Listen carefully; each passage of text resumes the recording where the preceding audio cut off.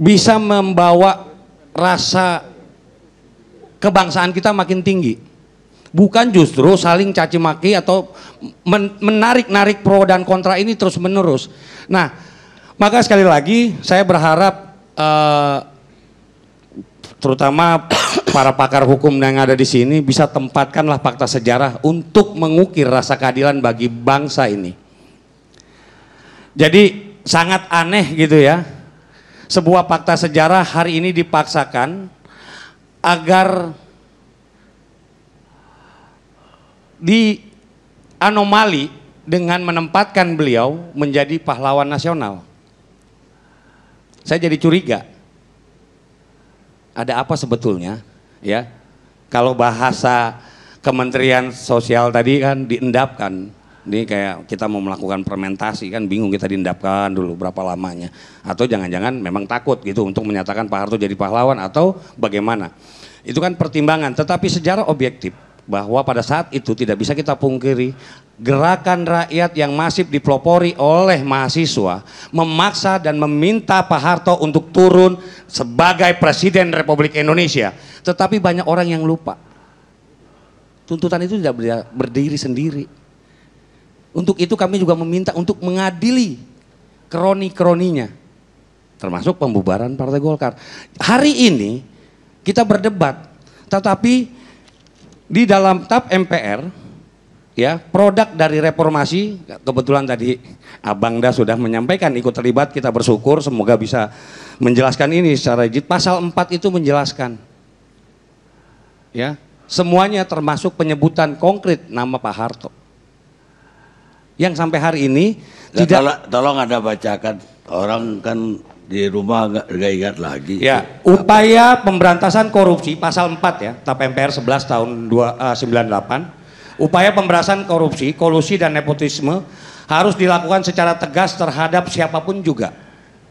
Baik pejabat negara, mantan pejabat negara, keluarga, kroninya ya, maupun swasta atau konglomerat termasuk mantan Presiden Soeharto dengan tetap memperhatikan prinsip praduga tak bersalah. Itu jelas. Ya, itu kan pernyataan TAP MPR itu sendiri bagi saya normatif. Sampai hari ini pun itu harus berlaku. Bahwa pemberantasan korupsi siapa saja termasuk presidennya sekarang pun tidak harus jadi dilindungi. Begini Bang Karni, saya mau bilang bahwa Pak Harto jangan dilihat sebagai satu sosok personal. Nggak mungkin dong.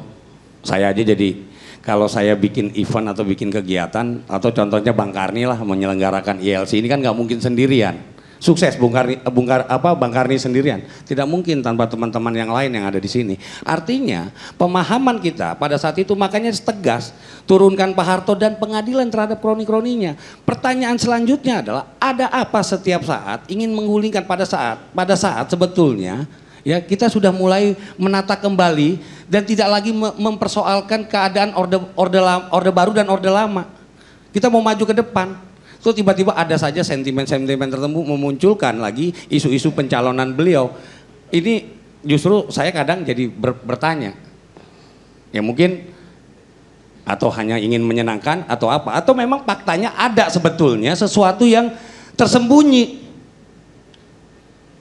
Nah, ini yang akhirnya ke depan ya, bangsa kita terus ditraumai oleh kontra dan mendukung. Sementara ya anak-anak muda, mungkin teman-teman saya di belakang itu mungkin melangak melongo karena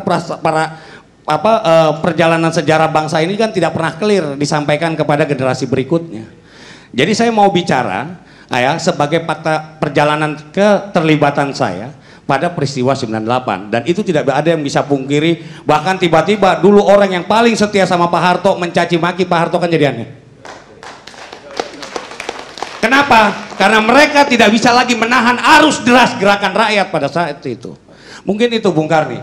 Jadi terakhir ya, kita juga harus menempatkan posisi ini bukan jadi polemik bangsa, tapi tempatkanlah beliau sebagai mantan presiden, tidak lebih dari itu. Terima kasih Pak Karni.